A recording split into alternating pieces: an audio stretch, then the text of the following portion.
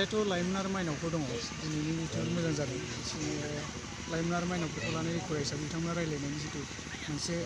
आयदा बेहाय लादों बेहाय आंखौ आलासि महरै गिदिर आलासि महरै बिथांमोना नुहरदों दा जोंहा बे समाजाव बर' समाजनि गेजेराव लाइमोनफोरजों आरो माइनावफोरखौ लानानै जोंहा रायज्लायनांगौ दंखायो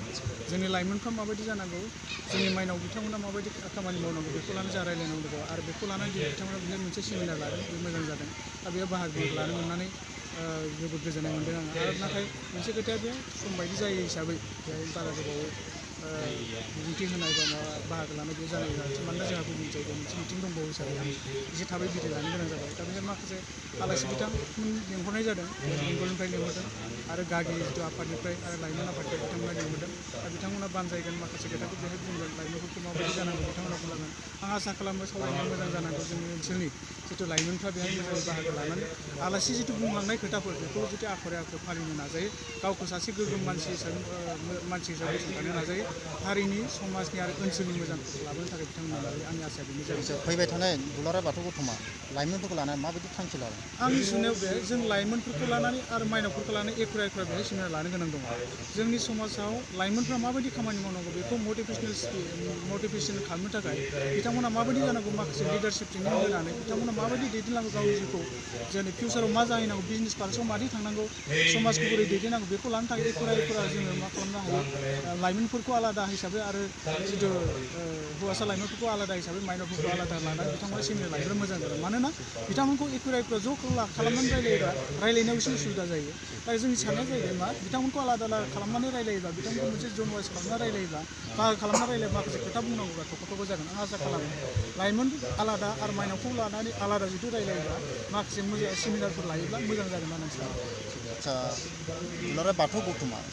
लाइमोनखौ लानानै जा थांखि लादों थांखिनि गेजेरजों लाइमोनफ्रा माबायदि लामाजों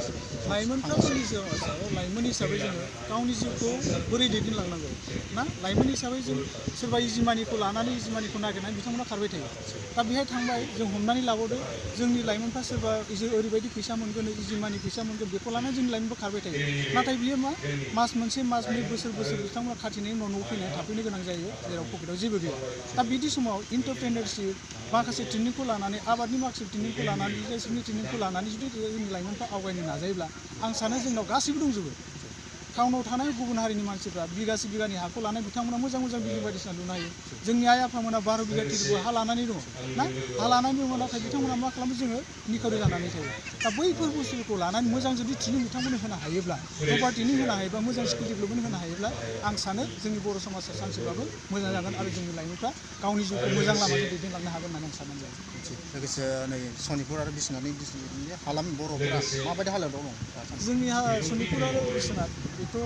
दा जितु बिटिआर एकर्ड जालांबाय बिसोरो हाबथ'वाखै जों आसा खालामबाय थादों जोंनि जितु एकर्ड 27 जानुवारियाव जानाय बेयाव जोंनि माखासे ओनसोलफ्रा हाबलांगोन जोङो बेहाय जोंहा फोथायनाय दङ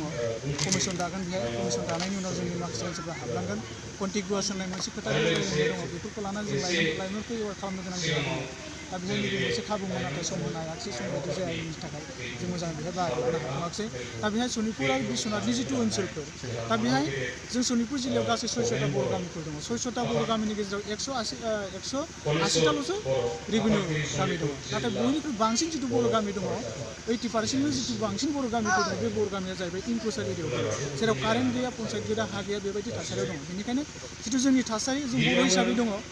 हिसाबै दङ नाथाय जोङो माखासे राइट्सखौ जों सरकारनिफ्राय मोनै बेबायदि जोङो गोग्लैसोना थानाय बर' हिसाबै जोंनियाव दङ बेनिखायनो जोंहा माखासे मावनांगौ खामानि दङ लाइमोनफ्रा खामानि मावनांगौ दङ होननानै सानो लोगोसे सरकारा खोथा होनाय बायदि नैबे बिटिआर हाबफागोन होननानै खोथा होनाय बायदि दा हाबथाराबा सरकारा जेबो माबा लायाबा नोंथाङा सारा दुलाराय बर' फरायसा आफाद जानानै मा बुङो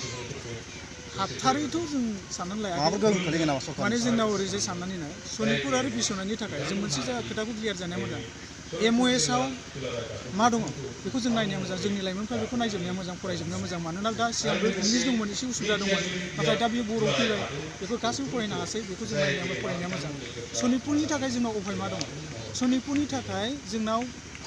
माखासे इउनिभार्सिटिनि खोथा दं स्पर्ट्स इउनिभार्सिटिनि खोथा बेयाव रायलायदों गहपुरनिफ्राय माजबाटसिम गहपुरनिफ्राय माजबाटसिम मोनसे बानासुर राजा लामानि खोथा बेयाव दङ माजबाटआव मोनसे इनस्टिटिउसन दङ सिंलिमाराव मोनसे इनस्टिटिउसन दङ जोंनि जितु नेसनेल माबा दङ वाइल्ड लाइफ सेंक्सुरि दङ कालामाटिया बेयाव हाबफानानै दङ नामेरिया बेयाव हाबफानाय दङ बिदि जायोबा जोंनि माखासे ओनसोलफ्रा हाबनांगौ जोंहा बेयाव सियर दङ जाथारगोन जों जाथारगोनल' दङ जाथारनांगौ जाथारनायखौ जों लुबैयो आरो जागोनखौ जों दाबो खालामनानै दङ कमिसन दा खोथाया जाहैबाय कमिसन दानानै माखासे कन्टिगुवास ट्राइबेल एरिया होननाय बे खोथा दङ बर' एरियाबो नङा बे ट्राइबेल एरिया ट्राइबेलफोरखौ लाना बेखौ सोफालांनाय जागोन दा बेहा बेनिखायनो सनितपुर जिल्लानि लाइमोनफ्रा सनितपुर जिल्लानि रायजो राजाफ्रा हाबगोन हाबा बेखौ लानानै जानांगौ गैया होनना